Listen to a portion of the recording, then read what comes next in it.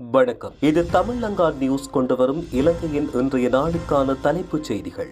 புளியங்குளத்தில் இடம்பெற்ற விபத்தில் இளைஞர் பலி, சகோதரி படுகாயம். ஆட்சியை தக்கவைக்க தினம்தோறும் மக்களை ஏமாற்றும் திசை காட்டிய அரசு.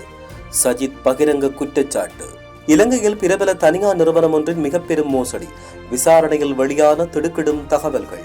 யாழில் சிறுமியை கர்ப்பமாக்கி கருக்கலைப்பு, பிரான்ஸ் வாழ் நபருக்கு கடுங்காவல் தண்டனை. கொழும்பில் துப்பாக்கிச்சூடு, படுகாயமடைந்த தொழிலதிபர் உயிரிழப்பு. அமெரிக்காவில் தீப்பிடித்திருந்த வீடொன்றில் இருந்து 8 சடலங்கள் மீட்பு. பிணை செலுத்தவோ அபராதம் செலுத்தவோ பணமில்லை. 3000 கைதிகள் சிறையில் தடுத்து வைப்பு. மீண்டும் ஒன்றிணையும் ரணில், சஜித் கடுமையாக விமர்சிக்கும் அனுர தரப்பு. தமிழ் முஸ்லிம் பேரவையின் கூட்டணியின் பிரதிநிதியாக பெயரிடப்பட்டுள்ள ராதாகிருஷ்ணன். அவை எமது தலைப்புச் செய்திகள். இனி தொடர்பான விரிவான செய்திகள். விரிவான செய்திகளுக்குள் செல்லும் முன்னர் நீங்கள் எமது செய்தி சேவைக்கு புதியவர் என்றால் இப்போதே எமது செய்தி சேவையை சப்ஸ்கிரைப் செய்து தொடர்ந்து இணைந்திருங்கள். வவுனியா புளியங்குளம் புதூர் சந்தி பகுதியில் இடம்பெற்ற விபத்தில் இளைஞர் ஒருவர் சம்பவ இடத்திலேயே உயிரிழந்துள்ளார். அத்துடன் அவரின் சகோதரி படுகாயமுற்ற நிலையில் வவுனியா வைத்தியசாலையில் அனுமதிக்கப்பட்டுள்ளார். இந்த விபத்து நேற்று மாலை இடம்பெற்றது. மேலும் தெரிவிக்கையில், யாழில் இருந்து வவுனியா நோக்கி தனது சகோதரியுடன் மோட்டார் சைக்கிளில் பயணித்துக் கொண்டிருந்த இளைஞர் ஏனையின் வீதி புளியங்குளம் புதூர் சந்தி பகுதியில் சென்று கொண்டிருந்த போது மற்றொரு வாகனத்தை முந்தி செல்ல முற்பட்ட போது வாகனம் கட்டுப்பாட்டை இழந்து விபத்துக்குள்ளானது. விபத்தில் மோட்டார் சைக்கிளை செலுத்தி சென்ற இளைஞன் படுகாயமுற்ற நிலையில் சம்பவ இடத்திலேயே உயிரிழந்தார். அவரது சகோதரி காயமுற்ற நிலையில் வவுனியா வைத்தியசாலையில் சிகிச்சைக்காக அனுமதிக்கப்பட்டுள்ளார். திசை காட்டிய அரசு மக்களை ஏமாற்றி ஆட்சிக்கு வந்ததென்றும் தற்போது ஆட்சியை தக்கவைத்து தினமும் மக்களை ஏமாற்றிக் கொண்டிருப்பதாகவும் எதிர்க்கட்சித் தலைவர் சஜித் பிரேமதாச தெரிவித்தார். நேற்று கொரவபுத்தானை வஹல்லாகொட போதிருக்காரா மகாவிகாரியில் இடம்பெற்ற தர்ம போதனை மண்டபத்துக்கான அடிக்கல் நாட்டும் விழாவில் கலந்து கொண்டு உரையாற்றும் போதே அவர் இதனை தெரிவித்தார்.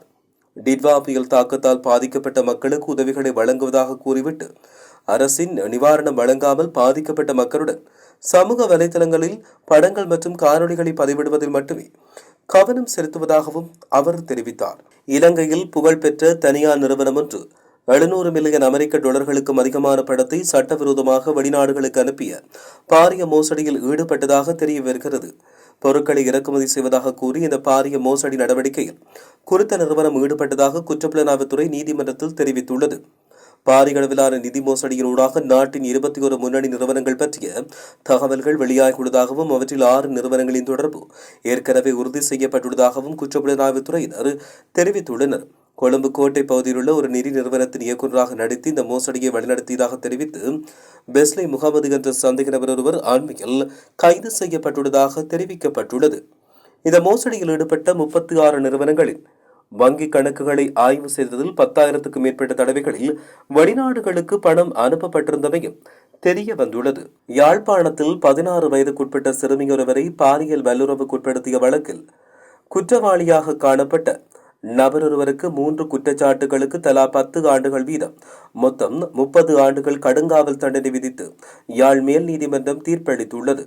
எதிரி நீதிமன்றில் சமூகம் அளிக்காத நிலையில் நடைபெற்ற இந்த விசாரணையில் பாதிக்கப்பட்ட சிறுமி சம்பவத்தால் கர்ப்பமடைந்ததும் சிறுமியின் அறிவின்மையே அவரை சட்டவிரோத கருக்கலைப்பு நிலையத்துக்கு அழைத்துச் சென்று 6 மாத கருவை கலைத்ததற்கும் சாட்சியங்கள் மூலம் நிரூபணமாகியுள்ளது.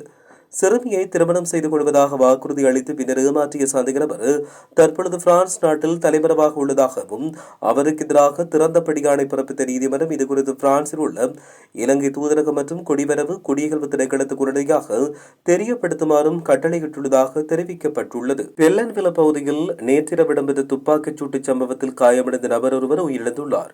துப்பாக்கிச் சூட்டில் இலக்காகி காயமுற்ற அவர் களுப்பவில வைத்தியசாலையில் அனுமதிக்கப்பட்டிருந்தார். அங்கு அவர் தீவிர சிகிச்சை பிரிவில் அனுமதிக்கப்பட்ட நிலையில் சிகிச்சை பலனின்றி உயிரிழந்துள்ளதாக தெரிவிக்கப்பட்டுள்ளது.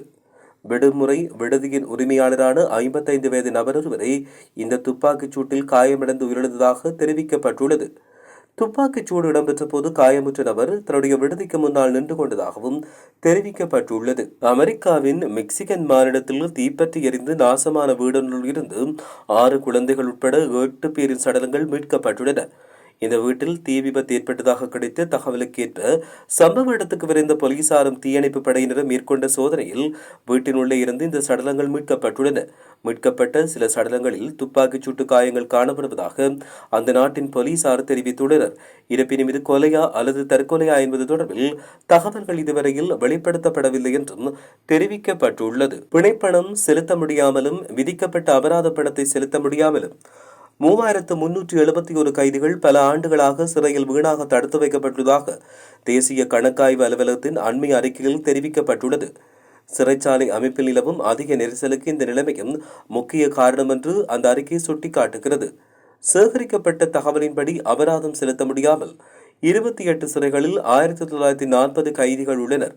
மேலும் பிணைப்பணம் செலுத்த முடியாமல் 21 சிறைகளில் உள்ள கைதிகளின் எண்ணிக்கை 1431 என்று தெரிவிக்கப்பட்டுள்ளது. முன்னாள் ஜனாதிபதி ரணில் விக்ரமசிங்கவும் எதிர்க்கட்சித் தலைவர் சஜித் பிரேமதாசவும் மீண்டும் ஒன்றிணைவது அரசாங்கத்துக்கு எவ்வித சவாலையும் அல்லது தாக்கத்தையும் ஏற்படுத்தாது என அமைச்சர் நலிந்த ஜெயதிச தெரிவித்தார். ரணில் விக்ரமசிங்க தன்னை மீண்டும் தலைவராகவும் சஜித் பிரேமதாசவை தனக்கு கீழே செயல்படும் சீடராகவும் மாற்றவே இந்த சந்திப்பு ஊடாக முயற்சி செய்வதாக அவர் சுட்டிக்காட்டினார்.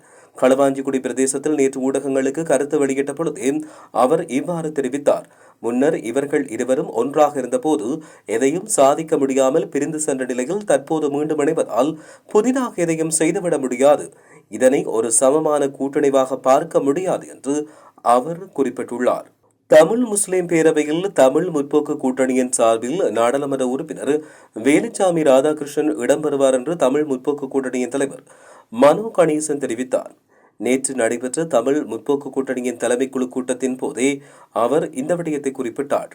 தமிழ் முற்போக்கு கூட்டணியின் தலைமைக்குழு கூட்டத்தில் எடுக்கப்பட்ட தீர்மானத்தின்படி தமிழ் பேசும் மக்களின் அரசியல் பேரவையில் கூட்டணியின் பிரதிநிதியாக அதன் பிரதி தலைவரும் மலையக மக்கள் முன்னணியின் தலைவருமான வேலுசாமி ராதாகிருஷ்ணன் பெயரிடப்பட்டுள்ளார்.